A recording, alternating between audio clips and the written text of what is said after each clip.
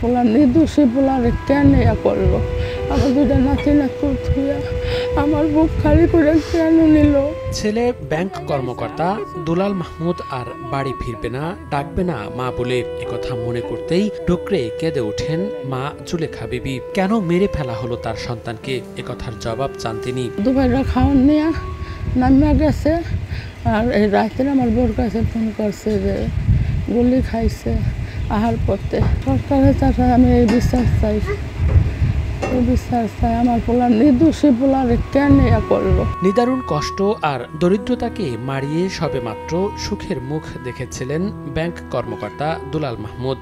বাড়ি করার জন্য গ্রামে কিনেছিলেন এক টুকরো জমিও। বাবা মা স্ত্রী সন্তান নিয়ে পেতেছিলেন সুখের সংসার। সেসব আজ শুধুই স্মৃতি।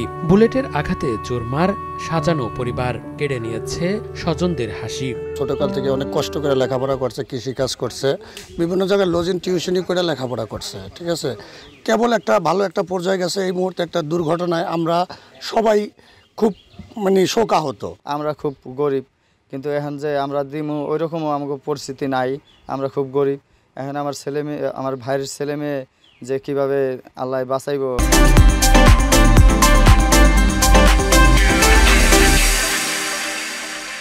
আমরাও চাই যে নেহায়েত গরিব ছেলেরা ওনার বাচ্চা কাচ্চার জন্য যেন কিছু সুদৃষ্টি এখানে থাকে সরকারের। আমার ভাইটা কিভাবে মারা গেল এটা সুস্থ তদন্ত দেখে সরকারের কাছে আকুল আবেদন জানাইছি।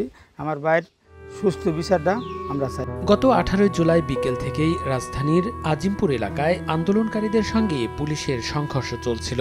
ওই সময় অফিস শেষে বাসায় ফিরছিলেন দুলাল মাহমুদ। বাসার সামনে গলির মাথায় আসতেই হঠাৎ এক ঝাঁক রাবার বুলেট এসে বিদ্ধ করে তার হাত ও পেটের অংশে। মাটিতে লুটিয়ে পড়েন দুলাল। রক্তাক্ত অবস্থায় স্থানীয়রা তাকে নিয়ে ছুটেন ঢাকা মেডিকেল কলেজ হাসপাতালে। পরের দিন চিকিৎসাধীন অবস্থায় মারা যান তিনি। শরীয়তপুরের জাজিরার চৌকিদার কান্দি গ্রামের বাসিন্দা সিদ্দিক খালাসির 7 ছেলে মেয়ের মধ্যে পঞ্চম Dulal Mahmud. Standard Chartered Bank Karwan Bazar শাখার অ্যাসিস্ট্যান্ট ম্যানেজার ছিলেন তিনি। সময় সংবাদ, শরীয়তপুর।